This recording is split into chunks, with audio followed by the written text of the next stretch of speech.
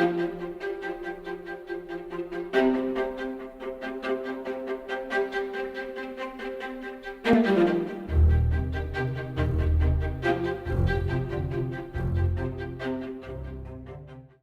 everyone. This is our 5th Canon Club event and our first in the upgraded new home. So yeah, we're going places. Be warned, yes, you're allowed to, I think you're allowed to have beer, but be careful not to spill anything, as I've already done, because they might get a bit antsy. So we're here in Conway Hall, which is the home of British humanism and British atheism. And when I was here last, they said, apparently you're not supposed to mention God, so that will be a bit tricky when plugging your book. But so this is our 5th, but it's our first to touch on the classics, on the ancients. And we're delighted to have Bijan Omrani, a classicist, who's going to talk to us about one of the great playwrights of all time, I suppose, certainly of the ancient world. Bijan is a historian with a wide range of interests. He's written not just about the classics, but about Afghanistan and about Iran. He's a fellow of the Royal Geographical Society and the Royal Asiatic Society, and I think there are a couple of others which I've, yeah. And I believe your book about Caesar's footprints was endorsed by both the British and French Prime Ministers. It says on Wikipedia, it must be true. It is, yeah. It is. And most recently, this is an excellent book, which I'm afraid got to the library, so you're not going to get any money from it. But maybe a few pence. No, the secondary rights. It does come through. I'm glad you get something. It's good. Which is about, I suppose it's, we could say it's sort of Tom Holland thoughts applied to English history. I mean, you do sort of characterize it that way. But today, we're going to learn all about Euripides. It's one of the sort of three, I suppose, the three great or remembered playwrights from classical Athens. And as usual, we're going to have like a talk, which I think is going to be about 45 minutes. Then we're going to have a break and we'll have a drink, and then there's going to be a sort of free-flowing discussion. And I think we might be going to the pub afterwards, but I think Will has details. And once again, thanks to Will and Alice for organising everything. And anyway, give it away.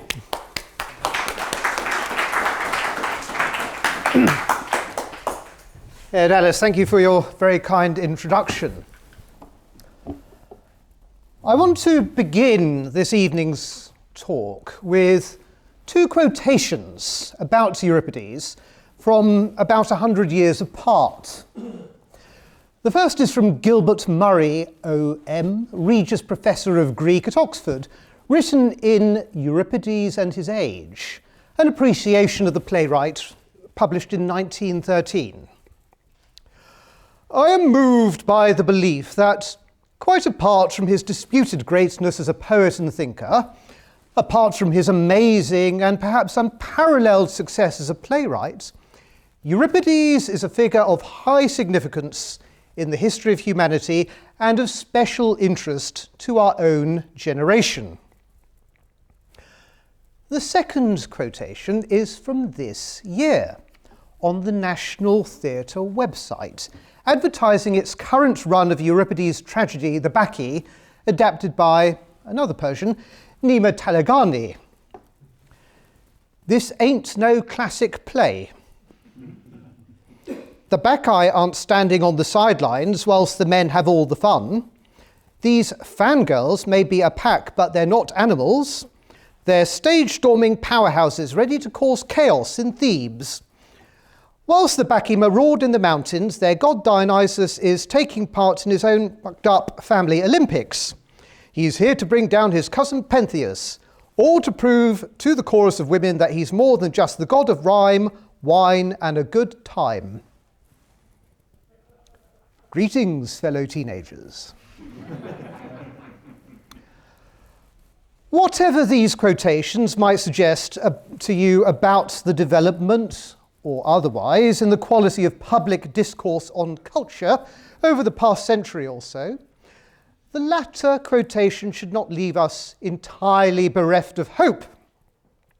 I have not yet seen the National Theatre production, and I do not know what will have become of Euripides' presentation of Dionysus in their hands, the god who, in a close translation of Euripides' words, left the wealthy lands of the Lydians and Phrygians, the sun-parched plains of the Persians and the Bactrian walls, who passed over the wintry land of the Medes and blessed Arabia, and all of Asia, which lies along the coast of the salt sea, with its beautifully towered cities full of Hellenes and barbarians mingled together, and who has come first to Thebes, this city of the Greeks, having already set those other lands to dance and established his mysteries there, so that he might be a deity manifest among mortals.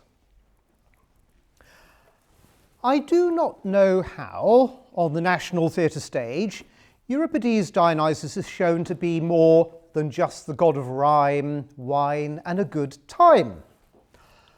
What I can say is that if the works of a playwright who died in 406 BC, which have over the last 2.5 millennia cast their spell over writers from Plato, Virgil, and Seneca to Shakespeare and Racine, John Milton, and T.S. Eliot, can still appeal to our present age that is so thoroughly disdainful of the inherited canon, then they must indeed have some particular power and value.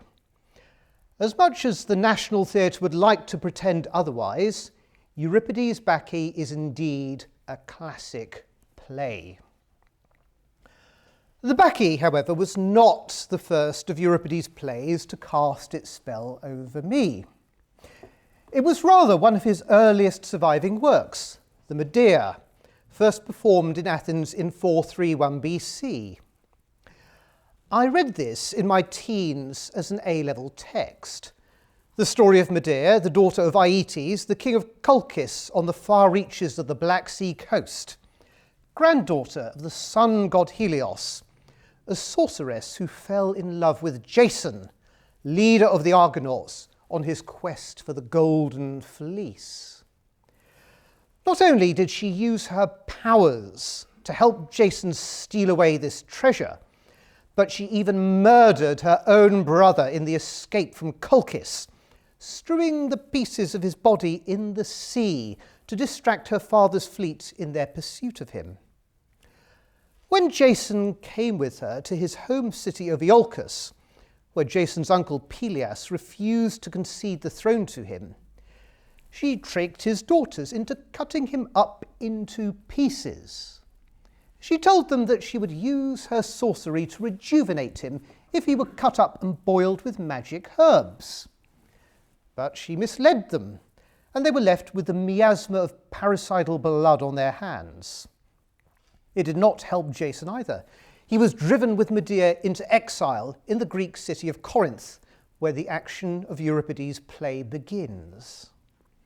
Jason, the now aging hero, has wearied of Medea and finds a marriage with Glauce, the daughter of Corinth's tyrant Creon, more useful than this union with Medea. Having discovered her betrayal, Medea enters a despairing rage. "Oh, would that a bolt of lightning went through my head," is one of the first things that we hear her shouting. And she is ordered by Creon to leave the city immediately. But she persuades him to allow her one day to arrange her affairs before going into exile. But she uses this time to plot a terrible revenge. She first secures a vow from Aegeus, the king of Athens, that he will give her sanctuary. He just happened to be passing through on the way back from the oracle of Apollo at Delphi, and she unravelled for him the meaning of a cryptic response from the oracle about how to cure his childlessness. She then feigned a calm acceptance of Jason's new marriage and asked her children by him to take Glauce a robe and diadem to win her favour. These, the robe and diadem, have been tainted by her magic poisons, and they consume both Glauce and her father Creon in flames when he tries to rescue her. But this is only a part of it. To complete her revenge on Jason, she kills their children, the two she had by Jason. The tragedy concludes with her appearing above the stage, a place where the gods usually appear, in a chariot lent to her by her grandfather, the sun god Helios. From it, with the bodies of their children, she taunts Jason, bereft, below, denying him the chance to bury them, and boasting that she would find sanctuary in Athens. Thus she departs. Even for a rather woolly-headed A-level student, it was not difficult to discern what made, and still makes, the play striking. For a start, it offers a radical challenge to conventional ideas of the role of the sexes. Jason, the supposed hero, is reduced to a small-minded, pettily calculating, insincere, inconstant, banal, devious, self-centred and weakly ignoble washout, insensible of his obligations to Medea, thinking that honour can be discharged for a quick cash payment. He frequently talks of money, an anachronism for the heroic age. He and his children would be all better off and safer, he says, if he were to make a more prosperous marriage to the daughter of the tyrant of Corinth, and the awkward foreigner Medea were to slope off with a purse of coins and a few letters of introduction to his friends somewhere abroad. It would be better for her too, he says. It would be better for her too, he says. Medea herself takes on all the attributes of a male hero. She is as jealous of her honour as Achilles. She's repulsed by the idea of suffering shame or insult. Do I want to let go my enemies unhurt and be laughed at for it? She asks herself. I think you need a Margaret Thatcher voice for Medea. I'm not sure I can do it. As a hero, she will take revenge, and like a Homeric hero, she wants glory. Let no one think me a weak one, feeble-spirited, a stay-at-home woman, but rather just the opposite, one who can hurt my enemies and help my friends. For the lives of such persons are most remembered.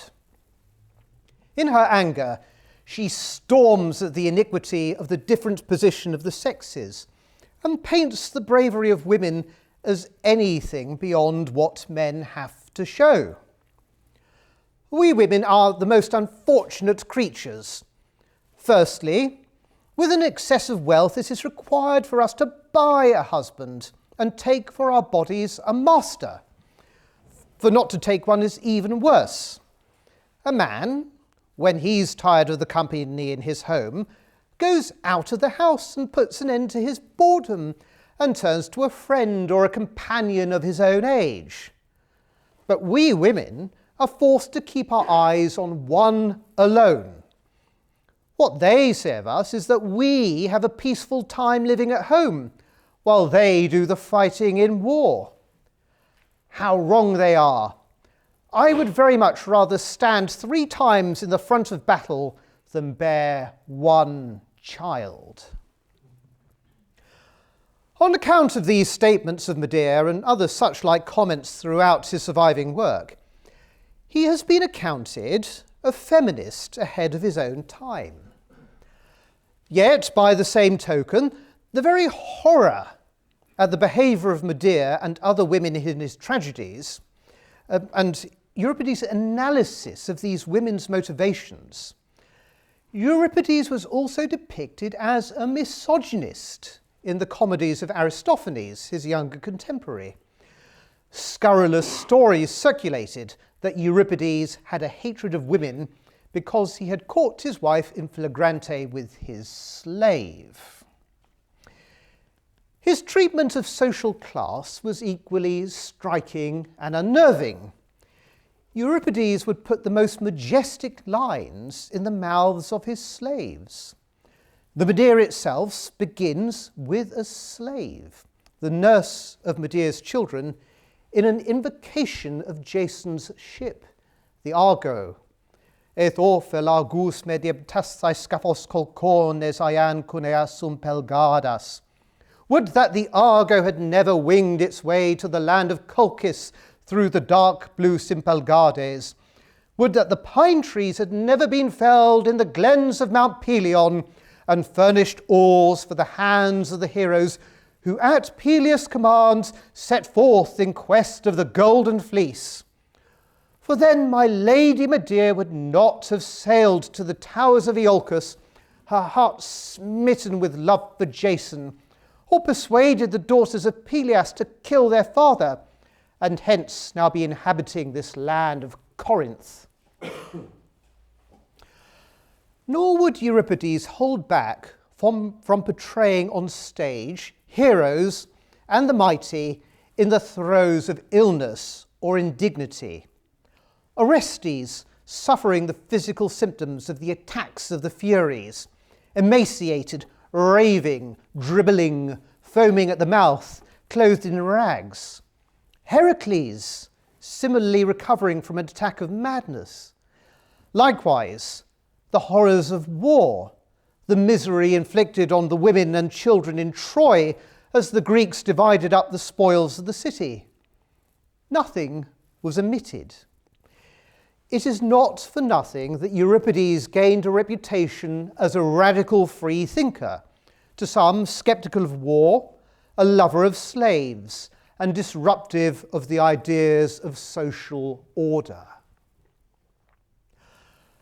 But, as striking as all of these themes are, and although they perhaps offer the easiest way into an engagement with Euripides, it is in the field of grappling with the ideas of the gods and the divine that I believe his work is the most engaging, most disturbing, and has the most abiding importance.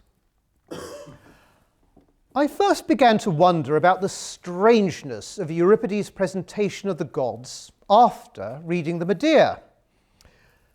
Medea's closeness to her grandfather, the sun god Helios, is constantly stressed. Helios himself, one should say, is a cousin of Zeus, guarantor of justice and keeper of oaths. Medea draws her powers from Helios. She demands that Aegeus, the king of Athens, swears his oath to provide her sanctuary by Helios. Yet, Helios was the source of the poisoned robes which burn up Glauce and Creon. The conclusion of the tragedy, where Medea appears in the chariot provided by Helios, is like an apotheosis, where a human character is transformed into a god. Yet, in that very chariot provided by the god, she has the remains of the god's descendants, her children whom she murdered, a deed which she herself, despite her apparent godlikeness, describes as an impious murder. Similarly, from below again, despite her apparent apotheosis and closeness to the divine, Jason describes her as an animal. She is a Scylla and a lioness.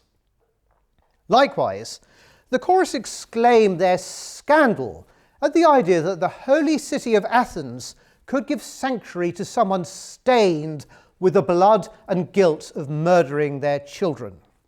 How, asks the chorus, can the sanctity of light given by Helios, which they remark is also sprung from Zeus, how can the light of the sun and the sun allow his accursed granddaughter to commit such deeds with blood-stained hands?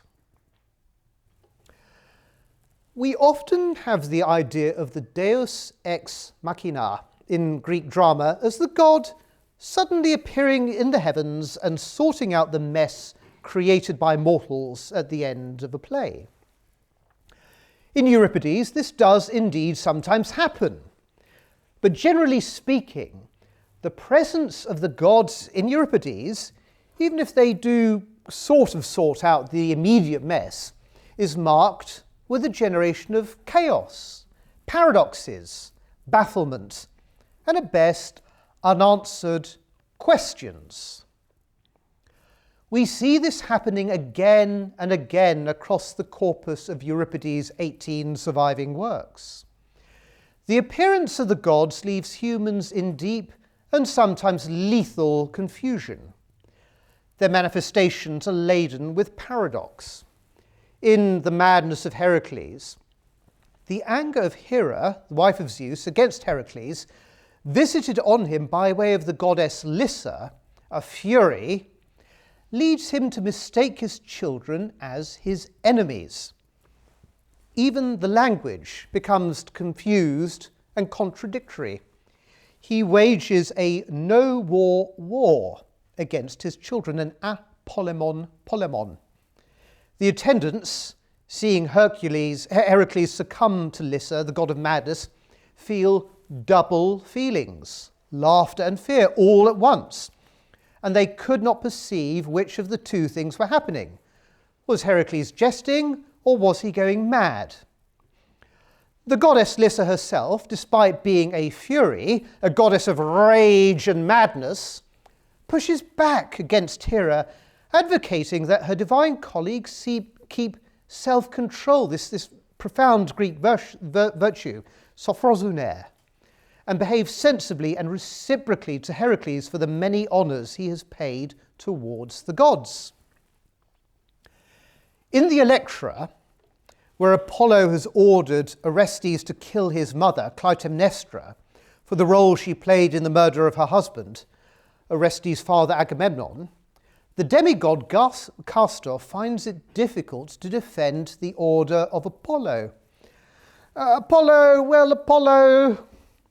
well, he is my lord, but I can't really say anything about him. Phoebos de Phoebus al anaxcar estemos sigor.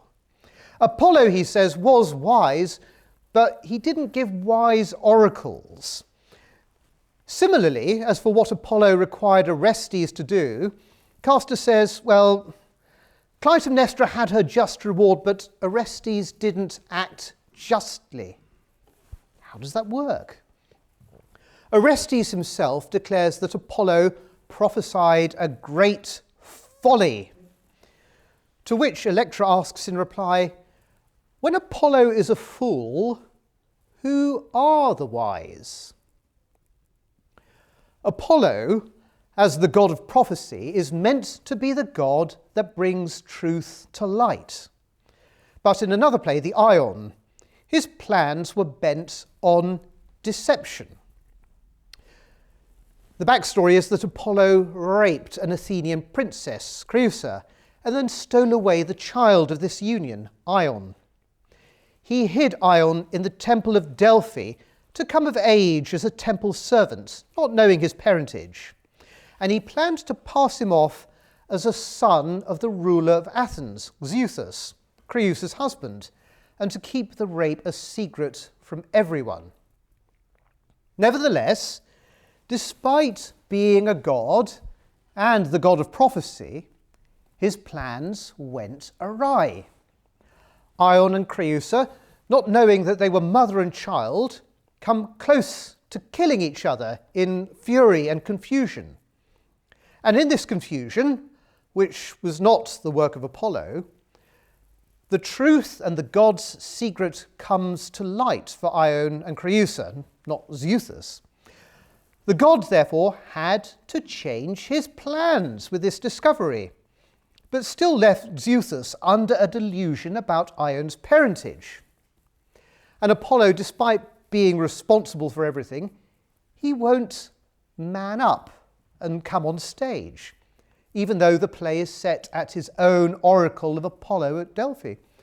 He leaves it to Athena, uncomfortably to shuffle on and justify this subterfuge.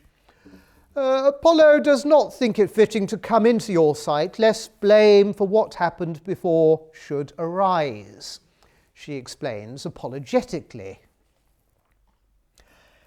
How the gods are made manifest and how humanity perceives the gods is one of the great themes that runs through the work of Euripides, and this is the preeminent subject of the Bacchae, one of his final plays. It begins with a prologue narrated by Dionysus himself, the lead character of the tragedy. He narrates his first birth in the Greek city of Thebes, where the play is set, from his mortal mother, Semele, the lover of Zeus. Hera, Zeus's perpetually jealous wife, tricked Semele into asking Zeus to promise a favour, that he should appear to Semele in his native form of thunder and lightning. Unable to break his promise, he came to Semele thus. In an instant, she was burnt up. But she was then pregnant with Dionysus. But Zeus saved him from her womb. This was his first birth, and sewed him up in his thigh to conceal him from Hera. When Dionysus had come to term, he was born a second time from Zeus's thigh, and as a new god started to travel across Asia, establishing the rites of a new mystery cult, so that people everywhere could have knowledge and experience of him. I set them dancing, he says in the prologue, and established my initiation rites so that I could be a visible god for mankind. He has come to Thebes first before any other Greek city, because Semele's sisters had claimed that she had become pregnant not by Zeus, but by some other mortal man, and that their father, Cadmus, had come up with the clever idea of saying that Zeus was the father. For this lie about him, claimed the sisters, Zeus had killed her. Dionysus, knowing the truth and outraged at the behaviour of Semele's sisters, says that he has driven them mad. He has caused them to take on the dress of Bacchants, those who have been initiated into his mystery rites. They wear fawn skins, linen, they carry ivy-covered rods called thyrsi, and he gets them to leave their homes and to rush into the mountains as if they had been initiated and were worshipping him. Cadmus's grandson, Pentheus, the tyrant in the city, also denies that Dionysus is the son of Zeus. He is determined to stop the introduction of the new mystery rites of Dionysus and to prevent Dionysus from receiving any reverence. He is particularly angered by the flight of his sisters and other Theban women to the hills, apparently now part of the Dionysiac cult, and he wants to capture them and bring them back to the city for punishment. It is for these reasons, to defend the honour of his mother Semele and to make sure that his cult is established in Thebes, that Dionysus, the god, has taken on human form as a mortal, ultimately to show himself as a visible god to Pentheus and all the Thebans. Thus, the battle lines between Dionysus and Pentheus are drawn. The word Pentheus comes from an original root meaning to suffer, and indeed, he is long-suffering. For much of the play, he is rather after the manner of Basil Fawlty, desperately trying to hang on to a sense of order whilst all is going to chaos around him. A sense of order which increasingly only he understands the value. One of the first scenes is Pentheus confronting Cadmus and Tiresias, the famous blind prophet. These two frail, grave, reverend old men totter onto the stage in the effeminate dress of the Bacchants, linen robes, ribbons in their hair, two of the only men in Thebes who want to worship Dionysus. They want to go on to the mountains. They want to shake about their thursoi. They want to dance. They want to twine ivy in their hair. They feel young again. For the god, they say, does not distinguish between old and young in wanting reverence from all. Pentheus cannot believe his eyes. Why are they acting like this? And strangely, the explanations they give in response for their behaviour are weak. Cadmus says that even if it is a lie that Dionysus is the son of Zeus, even if he was the son of a mortal, they should go along with the lie, because having a god in the family brings them honour. You should tell a lie in a good cause. It's great to have a god in the family.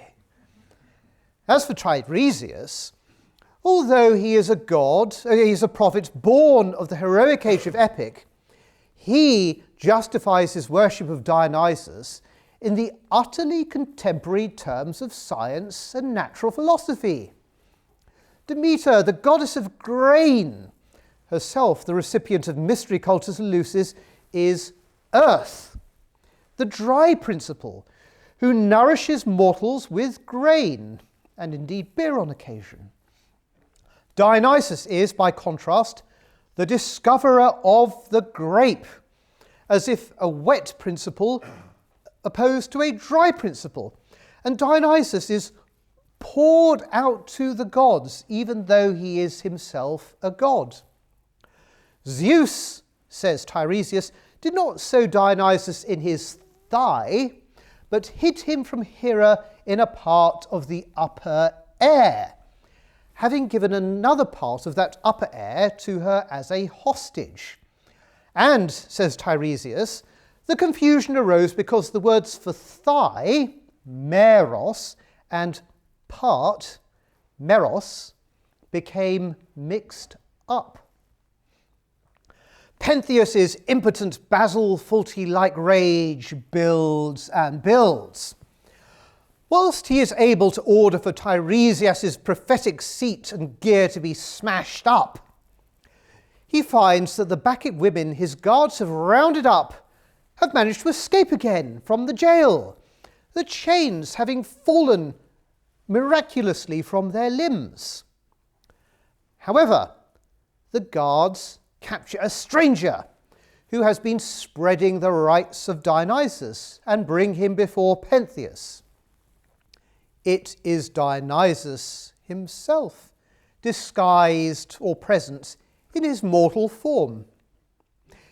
He is a very strange fellow, long-haired, beautiful skin, almost as if a woman. He tantalizes Pentheus with knowledge of his secret rights. Dionysus speaks of himself as if of someone else, a strange sort of double. "From what source do you bring these initiation rites to Greece?" asks Pentheus. "Oh, Dionysus himself initiated me, the son of Zeus," says Dionysus. "The god? You say you saw him clearly? What was he like?" "Oh, whatever he wished," replied Dionysus. "It was not I who arranged this."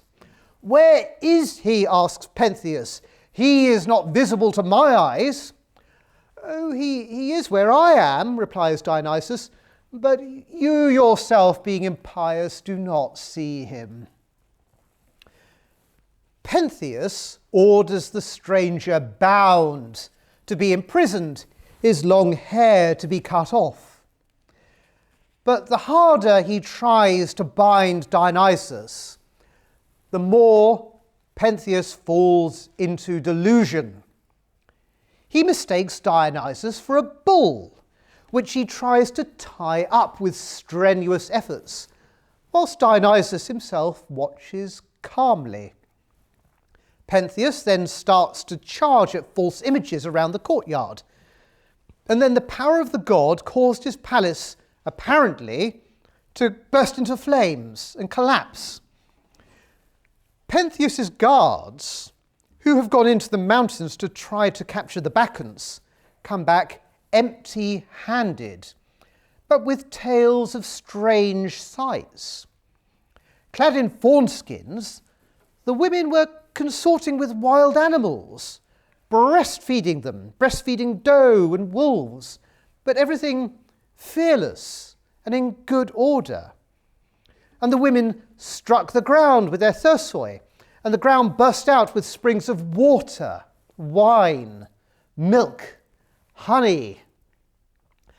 Then they started the Bacchic dance, calling on Dionysus as the son of Zeus, and as the messenger says, and the whole mountain and the wild animals joined in the bacchanal, and nothing remained unmoved in the running.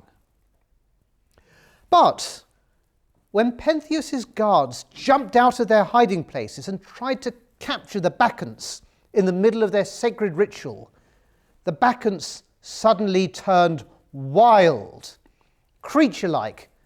They threw off their earlier good order and they tore apart the wild animals whom a moment ago they had suckled. They ransacked all the houses nearby. And when the guards and the local people tried to attack them with weapons and missiles, they bounced off them harmlessly. Like Dionysus, they couldn't be captured.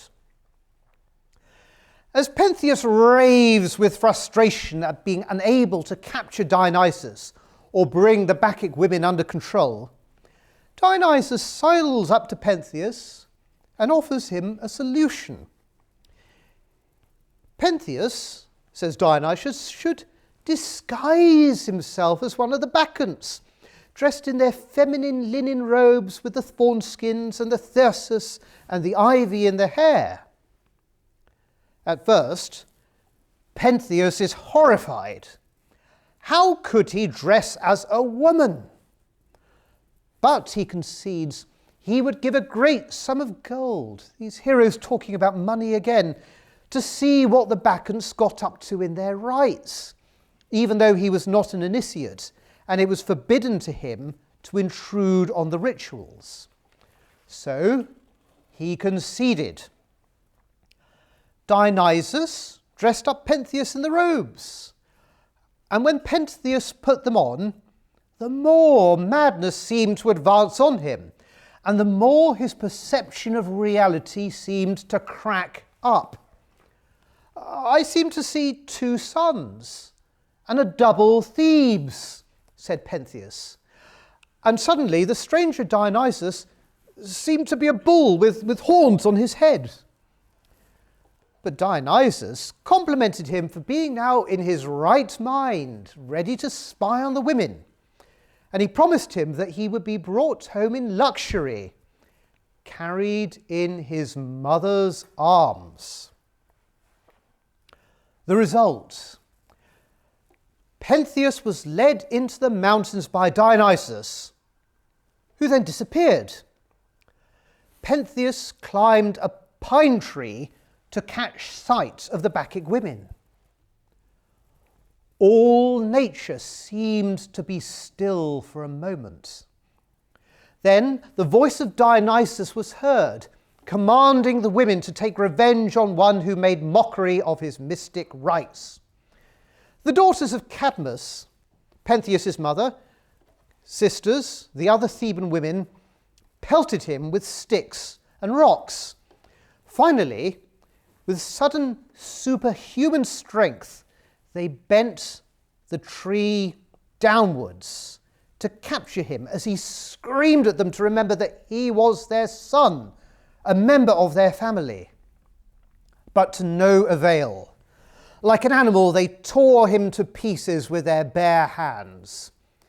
His mother bore his head back to the city in triumph, herself still out of her mind, thinking that her son was a lion and that she had the lion's head.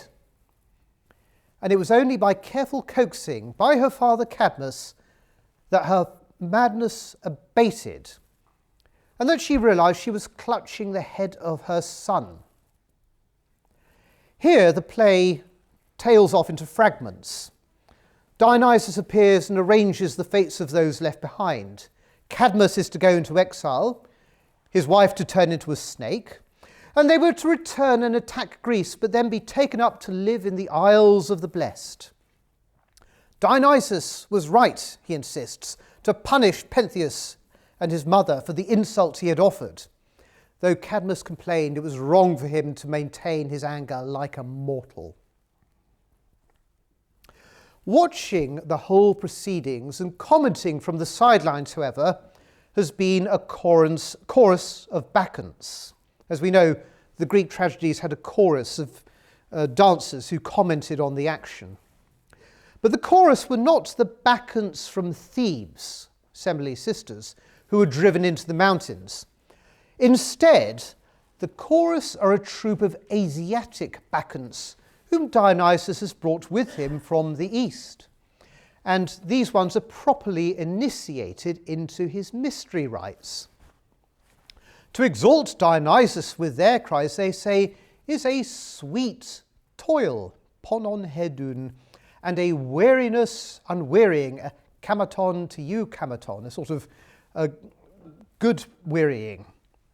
Cleverness is not wisdom, they also comment, and to think non-mortal thoughts means a short life. What are we to make of all of this?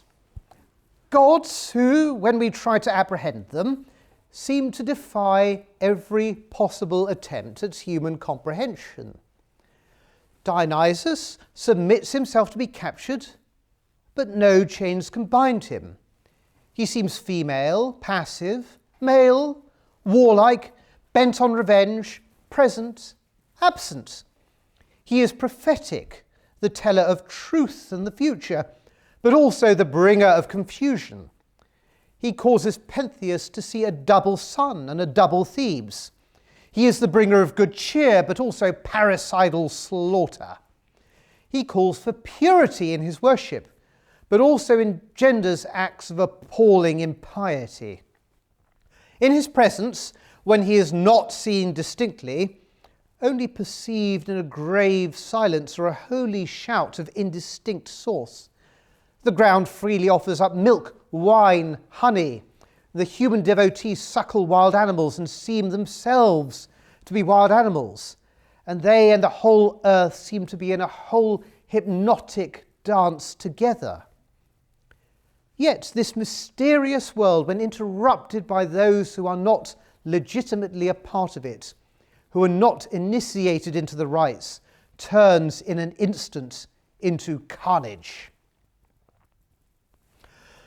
Scholars at the end of the 19th and the beginning of the 20th century, such as Arthur Verrall and Gilbert Murray himself, whom we mentioned earlier, essentially saw Euripides' treatment of the gods as critical and even ironic. Euripides was, using the title of Verrall's book about him, a rationalist. The gods, as superhuman and immortal beings, did not, in his view, exist. Their oracles were a falsehood and a deception. Their epiphanies were a delusion. Euripides' portrayal of the gods throughout his tragedies, argued Verrall, was a sustained piece of irony. The educated members of the audience in Athens around the argument would pick up on this irony and appreciate it as a condemnation of the absurdity of the canon of myth and the traditional deities it represented. Murray's treatment was influenced by Verrall, but a trifle milder, seeing him as an agnostic, a critic of tradition, and a progressive promoter of social causes. Exactly the sort of person who would come to the Conway Hall for its normal sorts of uses. Other, more contemporary scholars of our own time argue completely the reverse. David Kovacs and Mary Lefkowitz hold that Euripides is in fact representing the gods just as they are to be found in the earlier Homeric tradition, which came before the age of Euripides. In Homer, it is impossible for humans to fathom out all of the ways of the gods. They intervene capriciously, harshly, and unforgivingly in human affairs. Euripides' plays draw Homeric gods, they say, but even more vividly than Homer. and Euripides' audience would have better understood their own weak and limited nature as human beings and their lowly position in the cosmos from seeing Euripides' plays.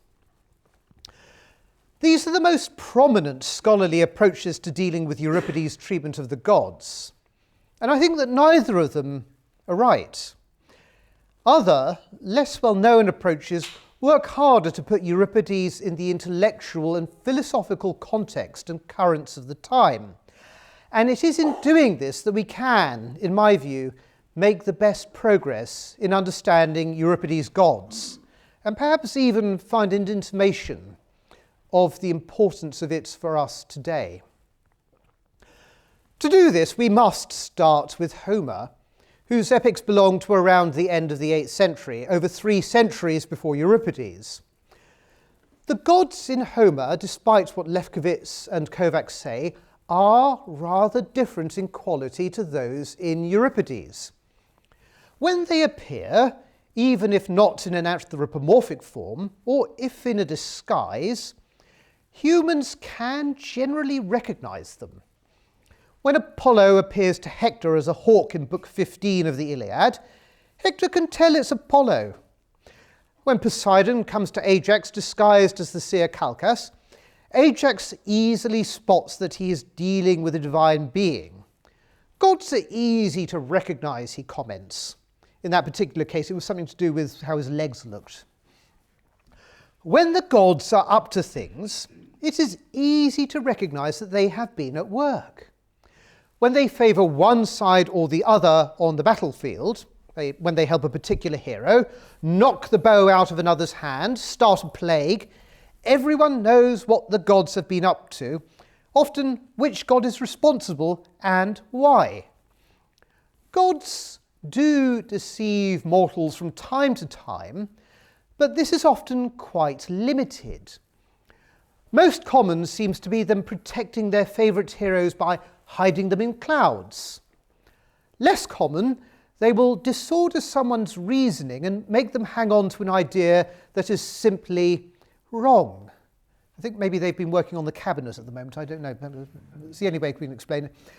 Such a disorder does not, as within Euripides, go to the complete scrambling of one's capacity to perceive the world, but rather simply leads to an incorrect judgment. Moreover, whilst the gods are considerably more powerful than mortals, they are not completely immune from the power of mortals. So mortals can get at gods. Diomede is able to wound Ares and Aphrodite. A story is also told of Heracles in the Iliad that he was able to wound Hera and Hades. We also hear of the giants Otus and Ephialtes being able to bind Ares in the Iliad, not to mention Menelaus doing the same to Proteus and Odysseus to Circe. This is very different to the encounters between Pentheus and Dionysus in Euripides. Dionysus will not at all be bound. It is his trademark.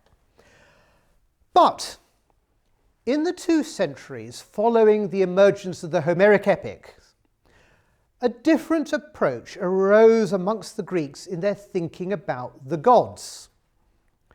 Rather than grounding their account of the gods in pure myth and storytelling, a number of thinkers began to interrogate the idea of the gods, the material world, and also the perception of mortals in the material world in a way that was more forensic, that drew more from actual observation, with the application of more careful logic to these observations of the physical and the speculations about anything beyond.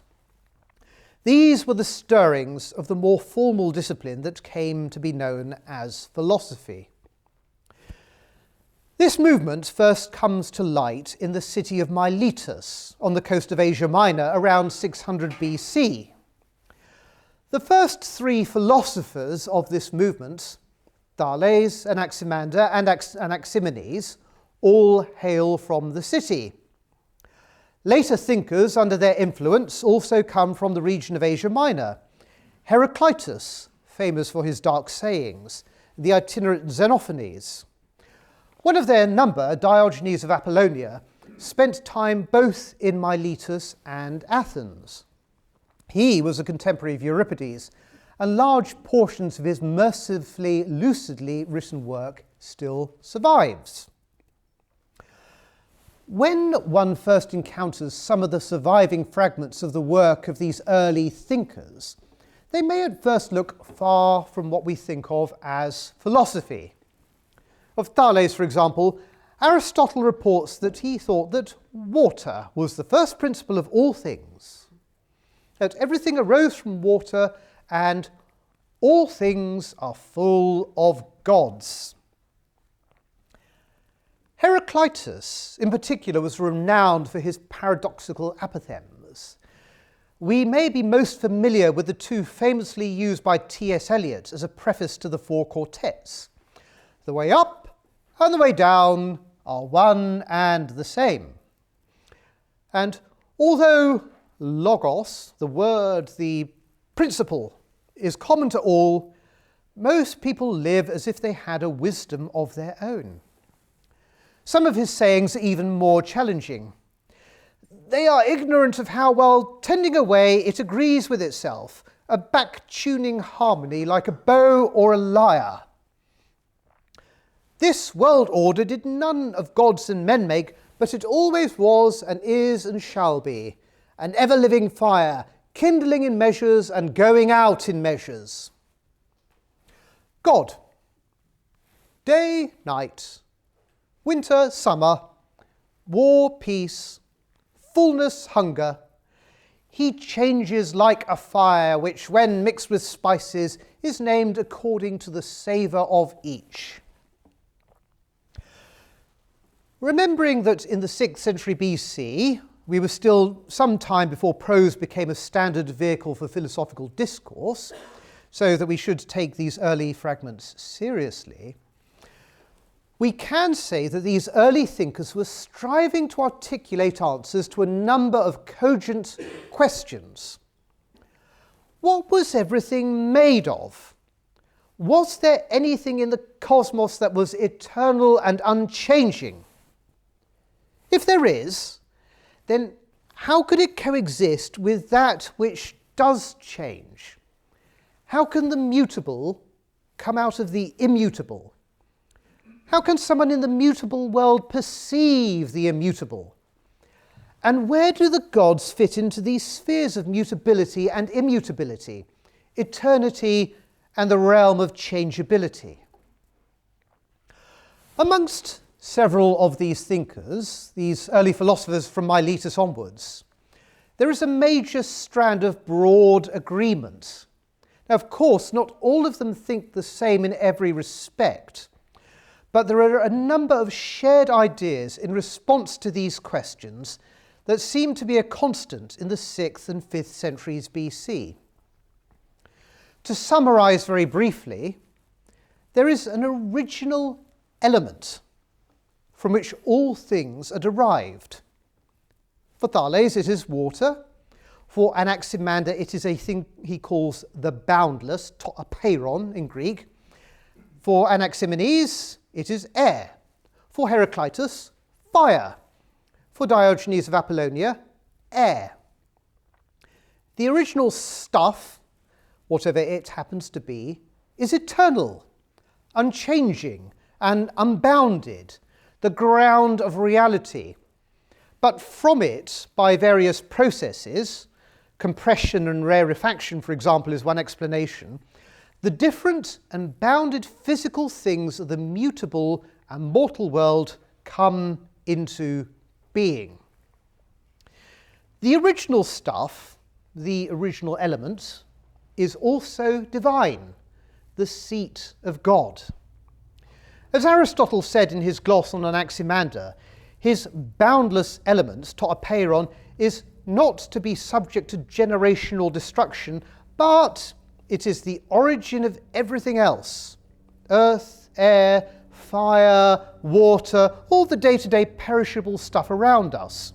The boundless element contains everything and steers everything. For Anaximander and his ilk, they also claimed that this original element was the divine, to theon, on the grounds that it is immortal and imperishable. It creates and steers everything, in Aristotle's explanation of their thought. It is the seat of the mind of the cosmos. In the words of Diogenes of Apollonia, the air, his first principle, seems to me to be a god and to have reached everywhere and to dispose all things and to be in everything.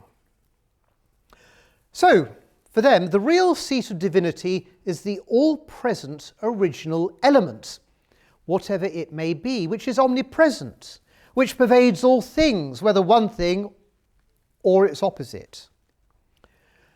But this offers a challenge for those who live in the world of the mutable.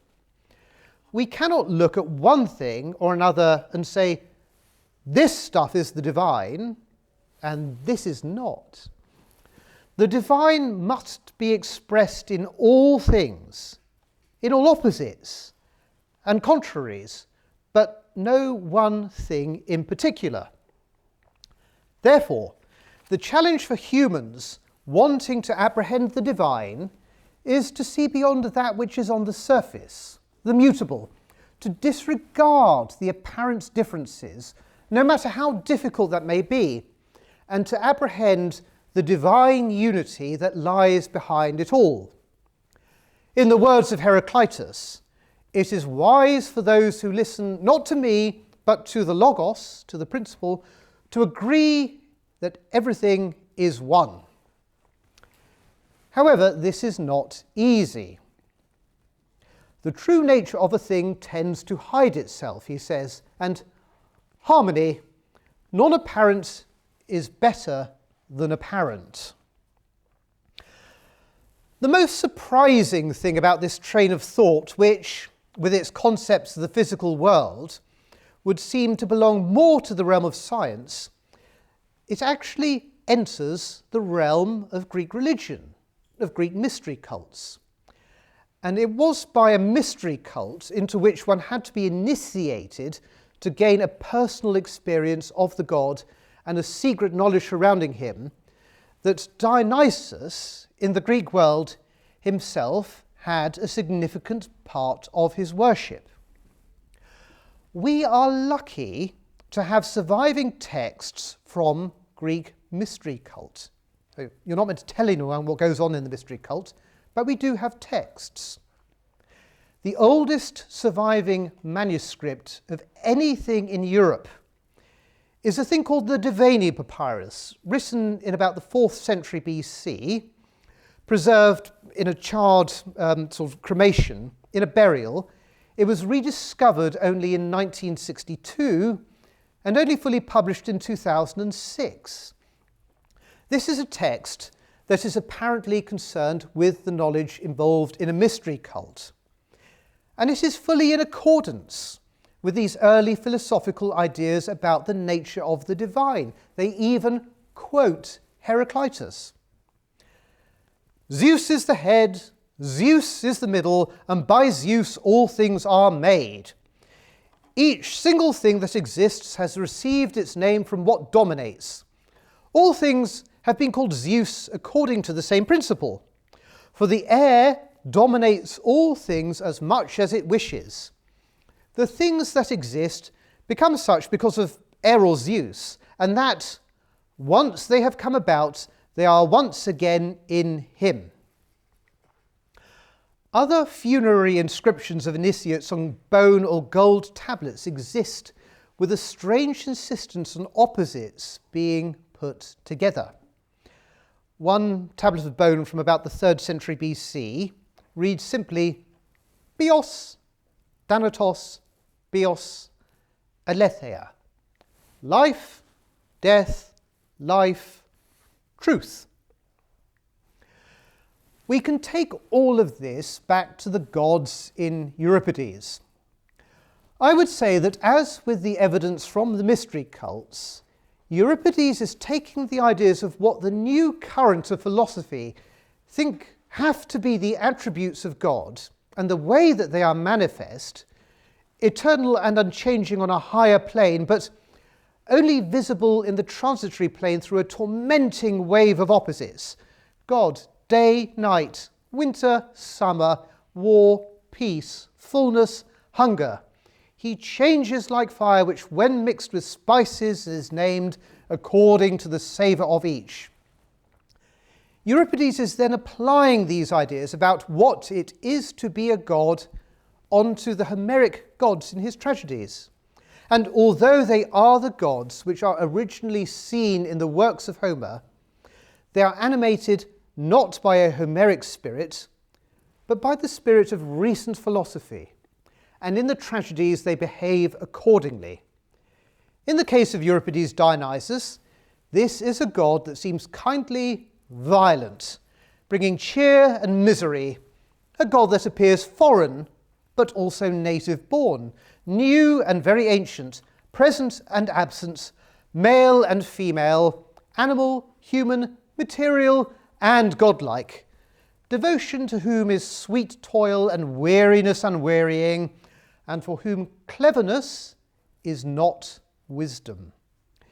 The challenge for each person, the challenge of undergoing initiation into the mysteries, the challenge which Pentheus fails, is to see beyond those opposites and understand and ground oneself in that higher eternity which those opposites mysteriously bespeak, but then still to live one's life in this transitory world where overstepping customary bounds is only something for the gods. Thank you.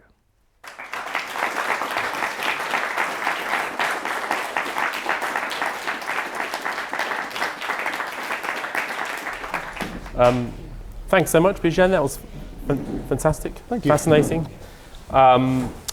Before I let anyone else speak, I want to speak.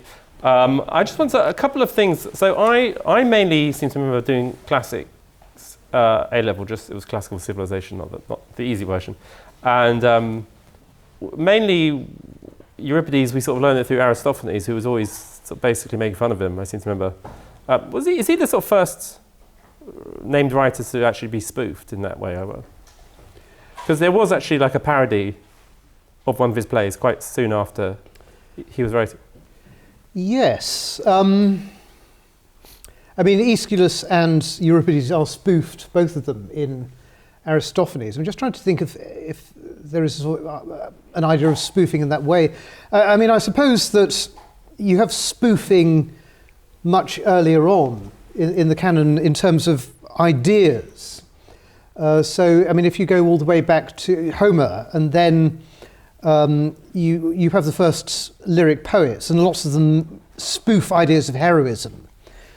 So I think it's Archilochus who is parodying in little verses ideas of Homeric heroism. So he says, yeah, I was in the battle, I just threw my shield away, and now I'm running away, ha ha ha. So you can get those ideas of parody very early on. I mean, of course, we're dealing with a certain scantiness in terms of the textual evidence. Yes, I might ask that in a second. And before I open it up, how much do we know about his actual life? Was he killed by dogs? Is that true? There are lots of stories. Or is that I can't vouch for certain. As a dog skeptic myself, I like this story. Are you a dog skeptic? Well, I don't like my dog, but that's another story. Yes, like Actaeon, killed by his own hounds. Well, I mean, that might happen to me. Maybe. Well, I hope not. There are lots of stories circulating about Euripides, but, I mean, the knowledge of his life is pretty scanty in terms of what we can know for certain. I mean, we know, for example, he wrote about 90-odd tragedies in his lifetime. We know he obtained, I think it was 4 first prizes. We remember that tragedy, it wasn't theatre every night. You just have tragedies, plays on very limited occasions, and they're religious occasions at set times in the year, and they're competitions as offerings to Dionysus, and you get first, second, third place. There are 3 tragedians competing, and he didn't actually win that many first prizes. And it seems that he was probably a bit gloomy about that. But despite that, he still had a very serious reputation as someone who was an interesting character. So he was worth parodying by Aristophanes. He seemed to be very famous for that. But the thing is that I think a lot of the evidence about his life seems to be later writers and hagiographers actually taking ideas out of his plays and saying, he likes servants, or he likes slaves, or he likes representing the lower class people. Well, he was probably sprung from the lower classes, and he was resentful of women. Well, maybe his wife had it off with a slave. So they generate stories like this, and him going off and living in a cave, for example. But it's very difficult to get to the truth of it. I mean, it was probably the case he was not from a poor background. He was probably from an aristocratic background to have the time and the leisure to write in the way that he did. And he was probably also a contrast to Aeschylus and Sophocles, the other two great tragedians of the 5th century, in that Sophocles in particular, who had a very long life. I mean, he was about 90 when he died. And Sophocles was known for actually serving in some of the offices of state. So he was partly a playwright, and he was also a general, which I think is quite a... Pretty unusual these days. It's pretty unusual. I mean, I'd like to see Alan Bennett sort of going off and being commander of the land forces. I don't know. Do you think we should? Do you think we should attack with the 3rd Battalion? What do you think, Thora? I don't know, something like that. But there seems to be much less evidence about Euripides being engaged in political office in the same way, which might, suggest a sense of being withdrawn, as some of the later writers seem to suggest that he was. One thing that we do know about the last couple of years of his life is that he did actually go into voluntary exile in Macedon, at the court of a King Archelaus, I think it was, where he produced the Bacchae. So it actually wasn't seen in Athens first, and then it was produced apparently by his son in Athens after his death. I think that is the correct chronology. But he had a better offer, essentially. I'm not getting the first prizes in Athens. I think I'll clear off abroad. And so he actually died outside of Athens, and his plays were appreciated elsewhere. Does that suggest, the fact that he didn't win as much as maybe he should have, that his ideas were considered quite controversial and subversive even then? Or? I suspect that could well have been the case, and I think you mentioned Aristophanes. He is the butt of many jokes in Aristophanes about being a bit radical. Partly, yes, it's a misogynistic society in terms of the roles of gender are very strongly drawn, and men are in the public sphere, women are in the private sphere, apart from Pericles' mistress Aspasia. But Euripides seemed to go much beyond that. But the thing that freaked people out, particularly Aristophanes, is not just that he represented tragic women in his tragedies who did frightening things, but that he was really into analysing their motivations for doing that. So he really tried to get into the mind of someone like Medea. What are the thought processes about wanting to kill your children? And he represents it, and he represents her flip-flopping and changing her mind and feeling bad about it and then steeling herself. I don't want to be laughed at. I want to appear to be a hero. And so in Aristophanes' plays, the women get really grumpy about this man is terrible to us because he can look inside. It's awful. We must kill him. So that's it does seem to be the case that he already had that reputation in his time. Does anyone else? Douglas? This is not really a question as much as a comment. So thanks for your wonderfully erudite talk, and I was struck by, do I need it? I was struck by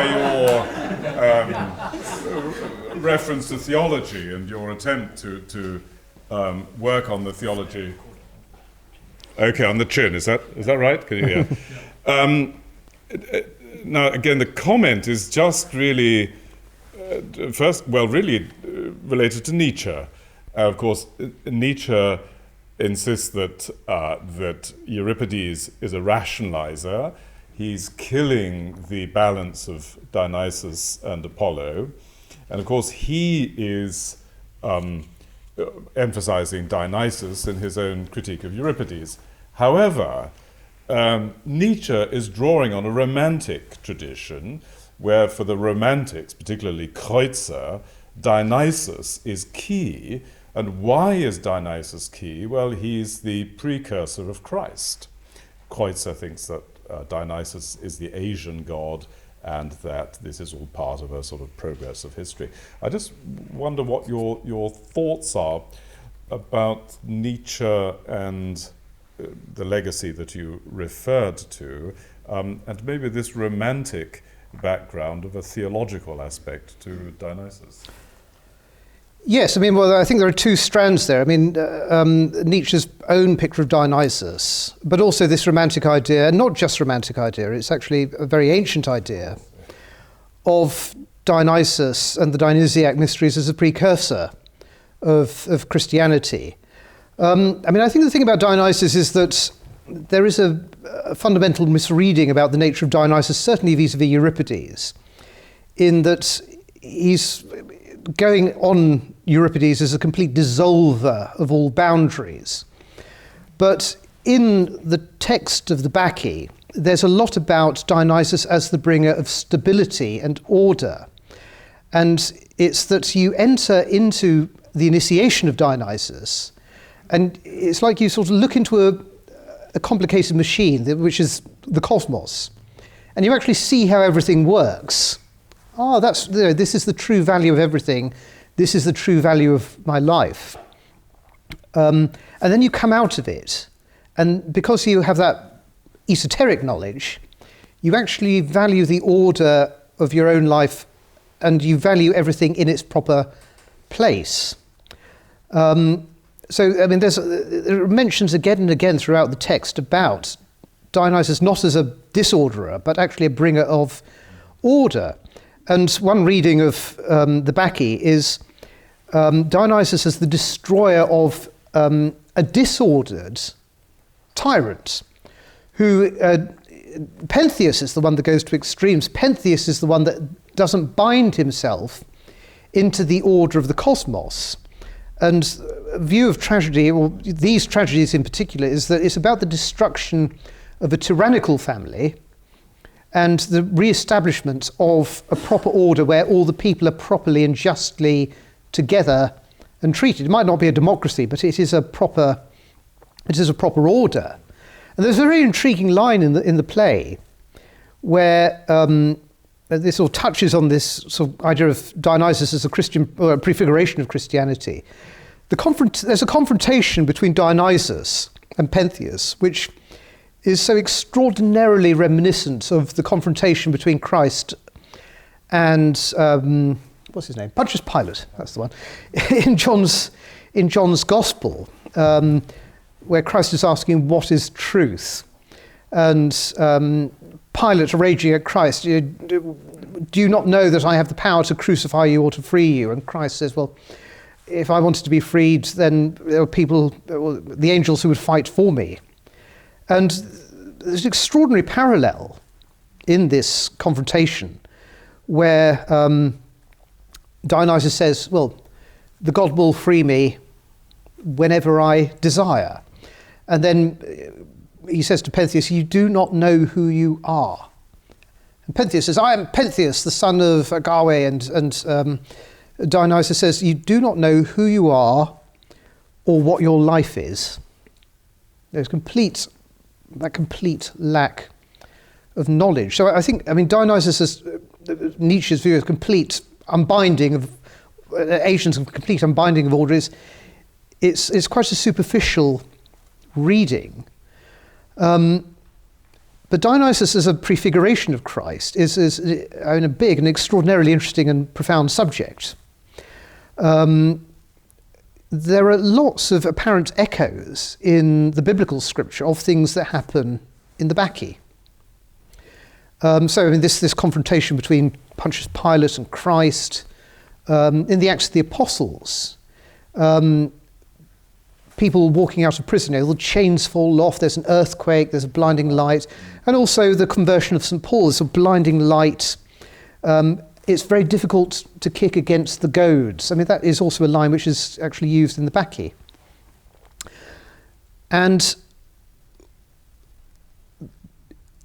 as early as the early church fathers, they are alive to this idea. But they're not frightened of it, and they actually take it and they turn it to their advantage, because there are things in the Bacchae which actually do suggest and do tally with the possibility of Christian experience. One of which being this idea that there is, it's a sort of Platonic idea, there is a real world. This world is a world where we may be given to follies, vanities, the superficial, the unreal, and we have to transcend it and appreciate what is the real world, the world of God, and yoke ourselves to the reality of God, and that yoking and understanding is done through Christ. And that understanding is done through Christ. And you have early church fathers who see some of these echoes, but for example, the most significant is Clement of Alexandria in the 2nd century, who takes it in various ways. Partly he reads, or he has one reading of the Bacchae. And bear in mind, Clement of Alexandria presents himself as someone who had been initiated into the pagan mysteries and then becomes a Christian. And he says, I'm moving from the false mysteries to the real mysteries. And he takes elements of the form of the old mystery cults, but he says that the real mystagogue, the real leader of the mysteries, was actually Christ. And you have to enter into the real wisdom of Christ in order to understand the faith. So it's a process of initiation into Christ, which takes the form, or echoes the form of the original initiation into the mysteries. But he can portray the Bacchic mysteries as an initiation into the transitory, the temporal, the sensual. But the initiation into Christ is the real initiation into a transcendent, genuine world of God. But there was less of there was attention, but there was, in many cases, less of the fear of that engagement with what appeared in pagan literature to preempt or prefigure Christian ideas. So, you had ultimately a Stoic doctrine, the spermatakoi logai, the sort of the seeds of the rational order of God, which are in all things, which, for example, Justin Martyr, one of the very early theologians in the sort of 100s, took on. And he said, whatever is said well, doesn't matter if it's from the pagan background or anything, it belongs to the Christians, because to Christ belongs truth and knowledge. And so there was, in many cases, not a fear of taking that which was good in accordance with Christianity, or prefiguring what appears to be ideas of the Gospels, or echoes, or things that were concordant in pagan literature, and taking that for the use and developing the understanding of the Christian religion. So it's a very interesting and fascinating, but sometimes uncomfortable idea. The idea that you cannot look outside. But many of the early Christian thinkers said there are things that prompt you towards Christianity, even though they don't come from the ordinary texts of Scripture. So whereas plays popular throughout even late antiquity, and What was the mechanism of survival in terms of translation? Was it through the Arab world, or did they survive in the kind of Eastern Empire for much longer? Not through the Arab world. I mean, it's very curious. I mean, firstly, his plays were popular and they were reprised and they were very influential. And the Christians were... Well, it's certainly in the classical world. They are, they're taken up in Rome. They strongly influence Seneca, though he does sort of take a sort of slightly different approach to them. And he philosophizes them in his own manner. And the influence of Virgil, Virgil's portrayal of Dido in Book 4 of the Aeneid as a sort of mad, raving bacchant owes a lot to Euripides' idea of the Bacchae. And it's a very widespread text. So he created the sort of first bunny boiler template of literature. I'm not sure the first, but it's an interesting idea. And there are many fragments of the other plays. As I said, there were 90 odd plays, and bits of them exist in varying numbers, and there are some which you can see glimpses of, and I wish we still had them. Is anything likely to turn up? Because part of a play turned up about relatively recently? Stuff turns up. The most significant, the two significant sources, slightly less recently, are the Oxyrhynchus papyri, where stuff was discovered. So this was a bin, it was a rubbish dump somewhere in Egypt, where they just bunged old books, and the papyrus survived, but it's all in bits, and you have to put it back together. It's quite a slow process. And another interesting source, which is still very much untapped, but they've been working on it for years, is the Villa de Papyri in Herculaneum. So you have the volcanic eruption, and there's a big library of scrolls there, and they're all carbonized. And this was discovered in the 18th century. So you've got these rolls of papyri, and they're like sort of burnt Weetabix, with the same sort of consistency. So, and they discovered these. This is clearly ancient books, but what do we do with them? You wait 250 years, and then some smart aleck invents like laser beams and all the stuff they have, and mass spectrometers, and they can read all the text. It's AI, isn't it? It's going to read all the Greek texts and make us redundant, which is great. So they're using this technology to unwind the scrolls, and you actually have the ink on the inside that's still sitting there in its place, and the computers can read all this and develop editions. It's all very clever stuff. There are Greek texts that survive of Aristotle in Afghanistan. It's not that the papyri were there. They were sitting on a rock, a stone seat or something. The papyri rotted away, but the ink was sitting there on the seat, and they could read the ink that had sat on the seat. So, you find this stuff in all sorts of places where you can. But Euripides is unusual in that Aeschylus' 7 plays survive, Sophocles' 7 plays, Euripides' 18 full plays. There's another play which is dodgy called Rhesus, which he probably didn't write. But it's a matter of chance. So there were, for each of the tragedians, there was a sort of special anthology, like a penguin anthology, done in the ancient world of 7 most important plays. But they also had the alphabetical library editions.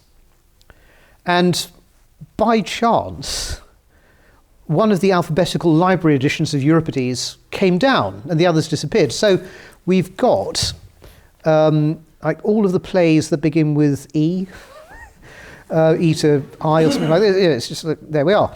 And the 7 anthologized plays. And then we've got lots of the fragments which were quoted in all sorts of places, by rhetoricians or indeed, one of the interesting means of transmission, this comes back to the religion question, is that, firstly, Clement of Alexandria, but also Jewish scholars were fascinated by this idea that Euripides had an idea of monotheism, long concordant with the idea of one Jewish God. And so there are lots of fragments of Euripides where you have characters seeming to talk about just God or one God. which were taken up by Jewish scholars in, say, 2nd century BC, 1st century BC, and anthologized and used as a proof of Euripides being a sort of real sage. In fact, I mean, one other treatment of Euripides is to see him either as slightly prophetic or having had access to the Old Testament scriptures. I don't mean, who knows the truth of it. And to use these as proof texts for the idea of monotheism. But then you have a later response saying, oh, the Jews made up these fragments of Euripides in order to prove and support their own ideas of monotheism. So, I mean, the textual transmission has a sort of fascinating history. But, I mean, it really was down to the 15th century where the texts return via Byzantium, ultimately, if I remember rightly. I mean, I'm not sure immediately with the Council of Florence in the 1430s, where lots of texts were brought, Platonic texts, to Florence for translation. But there were certainly Latin translations in circulation in England by the 1520s. And I think it took a bit longer for English translations to circulate. But I mean, for example, lots of recent work has been done about influence on Shakespeare. And it seems quite likely that Shakespeare probably had access to Latin editions, Latin translations printed maybe in the 1520s, which influenced plays in all sorts of ways that I think people are now beginning to think about. So, for example, The Merchant of Venice actually seems to bear the stamp of Medea, in that the start of Medea, as I mentioned, was the nurse sort of complaining, and then Medea coming out and complaining to the nurse about her terrible plight. And this beginning, where you've got the complaint of a senior person to a servant or a slave, is sort of echoed again and again throughout The Merchant of Venice. So you have Antonio coming out and complaining to the people who were his social inferiors, Bassanio, and then you have Portia complaining to her maids and so on. And the play, of course, is the men present themselves as, we are Jasons coming in quest of the Golden Fleece. So it's extraordinary to think of the potential ways in which the dramas actually affected all sorts of other playwrights, which I don't even think we've really fully got to grips with. And of course, you've got this idea that Shakespeare was little Latin, less Greek. Well, I don't know. I'm not sure if that is true, but. All right, but can I just? I think we better move on because we're going to ask some more questions. Yes. If we're going to run out. Any the gentleman with the beards, or? Thank you.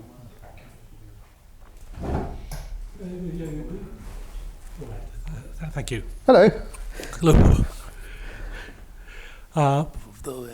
Whenever I read Greek literature in translation, I hasten to add, I'm always struck by the way the gods are presented, because whether in Homer or in the plays, they're never present. The immortals are never presented, to my mind, in a way that arouses reverence.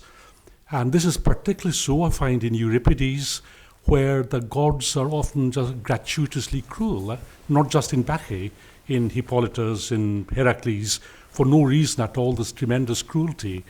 And there's nothing that I've seen that arouses reverence. Now, is it because I'm misreading it? Is it because I'm imposing Christian moral views on where I shouldn't? Yes, it's a very good question. I mean, if we say that, I mean, you are meant to be reverent to the gods, you are meant to do your duty. Whether it's a sort of outward form of duty with which the gods might be satisfied and that is enough, I mean, that may be the case. The sense of sort of deep personal devotion is probably more of a Christian idea, but also an idea, I think, from mystery cult. I mean, the formal Olympian idea is that you do the sacrifices and you do all the rituals in order, and that's that. But this idea, you like the gods, well, gods, please don't wallop me. it's that Monty Python song, "Oh Lord, please don't burn us." Might be more of the idea. With the mystery cults and with this idea of you commune personally and you come face to face with the god in the initiation, with this incredibly intense emotional experience, which is a form of death and coming back to life. That seems to be much closer to the idea of reverence. So the Bacchantes who surround Dionysus do have that personal sense of reverence and love, I suppose, of the god. And I mean, you do get other cases where, I mean, for example, in the Ion again, you've got mortals with this simple trust, like those who heard beside the Syrian Sea. I mean, Ion in his temple, and Apollo is good, and I will just sit and I will look after the temple and be simply reverent. And Apollo's being weird, and what's all this strange stuff going on about the god behaving badly? I can't understand it.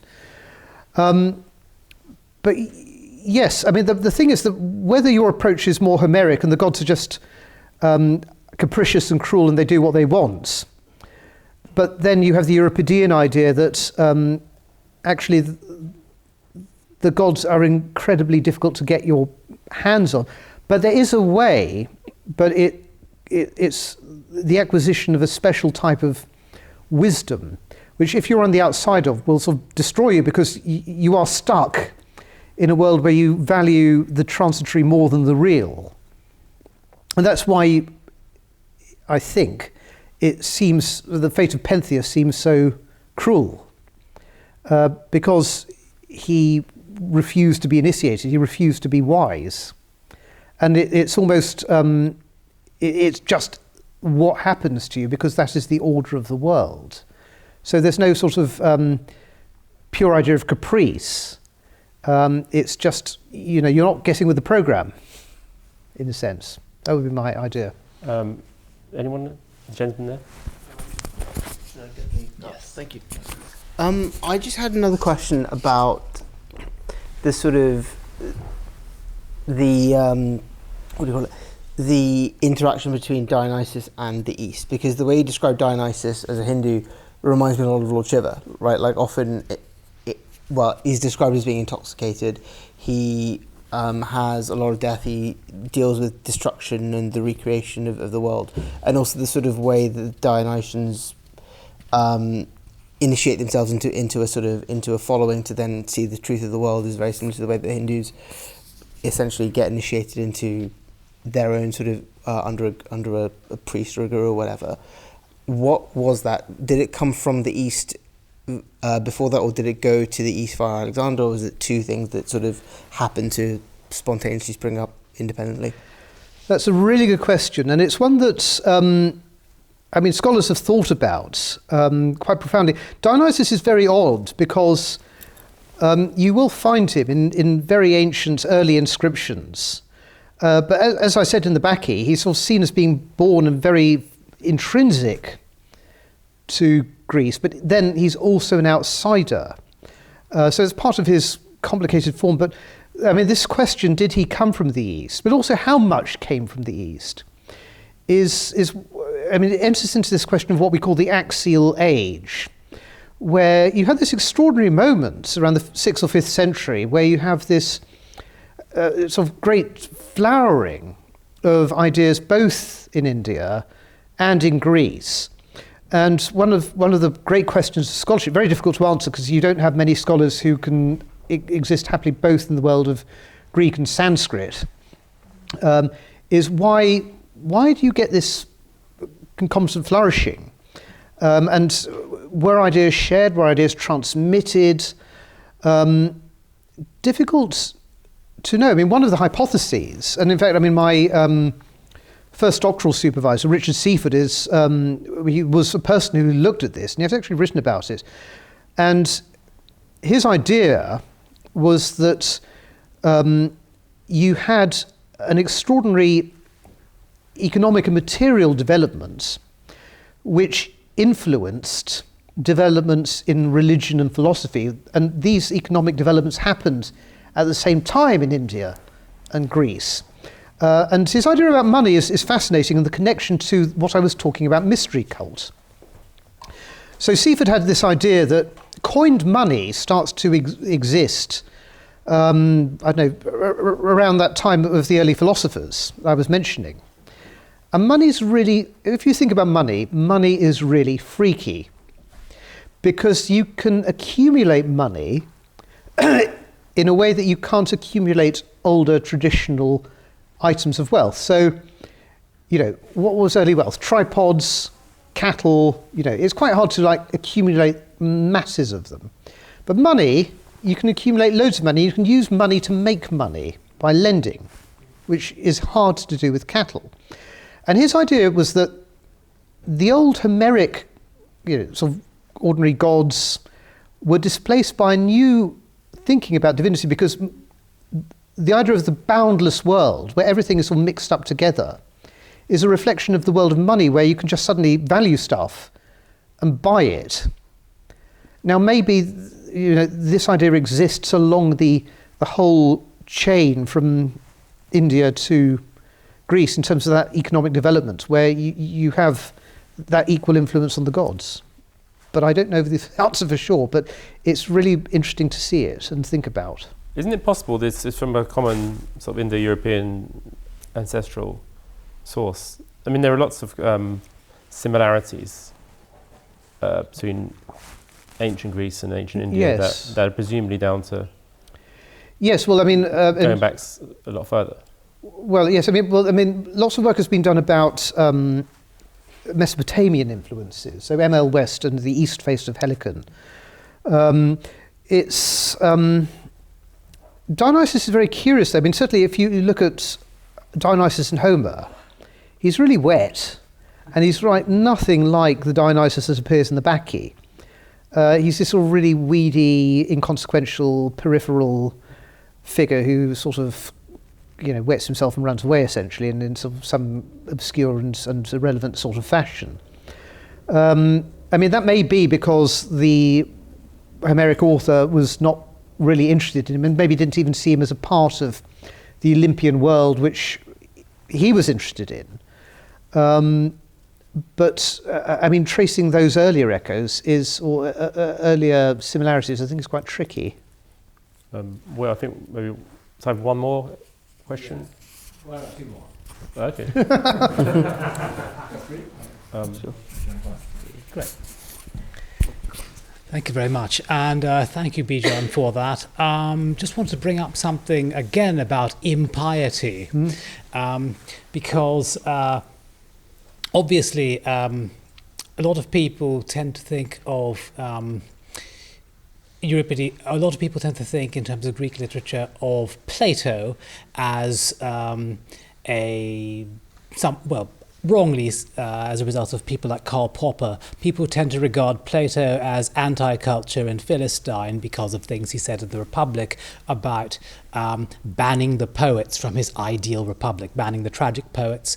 And it seems to be that he's talking indirectly about Euripides as the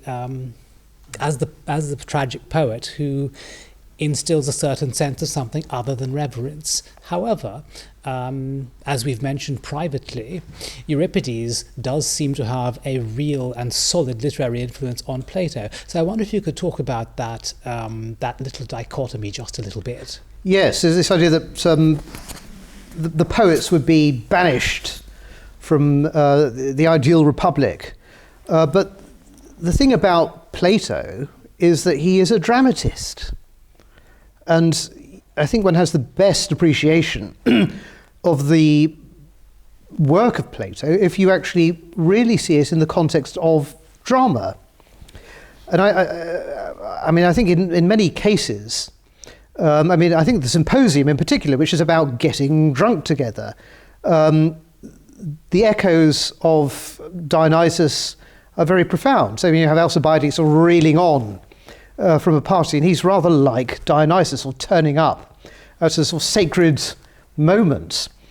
But also this progress of initiation, which is in the Symposium. But indeed, to get at the heart of what Plato is saying, it's not just reading the pure text, but it's actually treating it as something that is dramatic. And I just think that Plato must have been having a very big joke about maybe it was just a running joke in his school. I'm banning poetry and dramatic poetry, but all of my poems are dramas. I think it's probably a private joke with his students more than anything. Who knows? But again, one of the stories about Euripides and Socrates, so of course Socrates is a generation before Plato, was that Euripides was a friend of Socrates. And one of the stories is that Euripides loaned his copy of Heraclitus to Socrates, but Socrates didn't understand it. Again, who knows the truth of it? But it's interesting to sort of put all of that in that context, that Euripides is into all of this crazy new philosophy. He's communing with Socrates about it.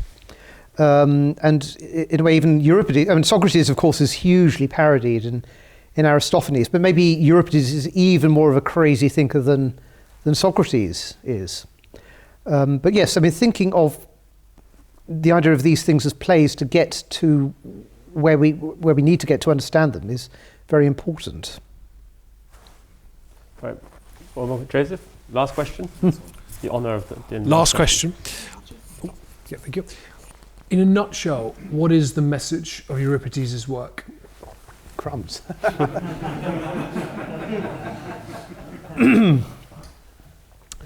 Cleverness is not wisdom. That's all in a nutshell. Yeah, thank you very much.